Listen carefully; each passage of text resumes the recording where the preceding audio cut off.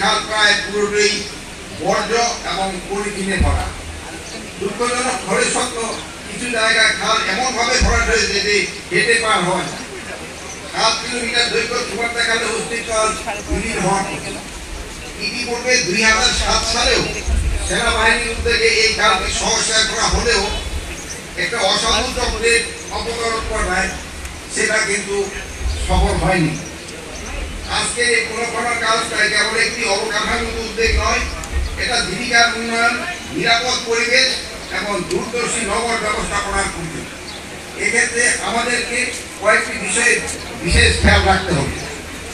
পুনর্গঠন ও পরিষ্কারের মাধ্যমে পানি প্রতিস্থাপন ও প্রবাহ পুনরুদ্ধার হবে, যা জলবদ্ধতা নিয়ন্ত্রণে সহায়তা করবে, জলজ এবং জীববৈচিত্র্য ফিরবে এবং স্থানীয় পর্যায়ে দূষণ এবং দুর্গন্ধ কমবে।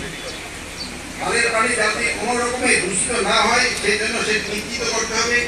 পাশাপাশি অসাধু ভূমিদস্যু যেন কোনো ক্রমে খাল দখল এবং কোনো অংশ ভরাট করতে না পারে সেই বিষয়ে সংশ্লিষ্টদের সবাইকে সজাগ থাকতে হবে। অতি গুরুত্বপূর্ণ জনপদ কেরানীগঞ্জের সবুজ, নিরাপদ এবং ভাতযোগ্য করব এবং ইনশাআল্লাহ আমরা ভবিষ্যতে প্রজন্মের জন্য একটি সুন্দর এবং টেকসই পরিবেশ নিশ্চিত করতে প্রতিশ্রুতিবদ্ধ।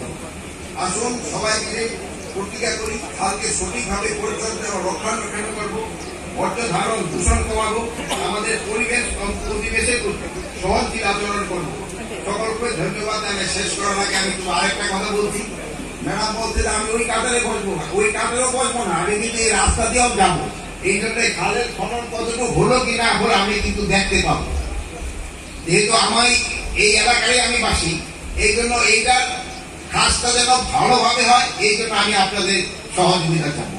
আর একটা এলাকা হলো বড় সমস্যা হলো এই এলাকায় ভূমিদস্যুর সংখ্যা খুব বেশি, যেহেতু শহরের এই ভূমিদস্যুদেরকে আপনাদের সবাই মিলে প্রতিহত করতে হবে। আর আপনারা অনেকেই কিন্তু এই ভূমিদস্যুরা কিন্তু খালের অংশ দখল করে নিতে, এখন কঠোর হতে এখন দমন করতে হবে।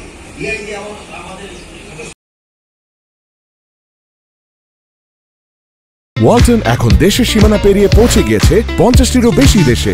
ওয়ালটন, ঘরে ঘরে বিশ্বজুড়ে।